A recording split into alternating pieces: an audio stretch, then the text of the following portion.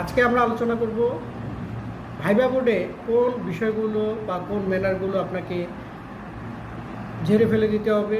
যদি আপনার মধ্যে সেই ম্যানারগুলো থাকে তাহলে ভাইবা বোর্ডে কিন্তু আপনি ভালো করতে পারবেন না। এজন্য ভাইবা, যে কোনো চাকরির ভাইবা দিতে গিয়ে আপনাকে এই যে বৈশিষ্ট্যগুলো বলা হবে বা যে ম্যানারগুলো বলা হবে সেগুলোকে কিন্তু পরিহার করতে হবে।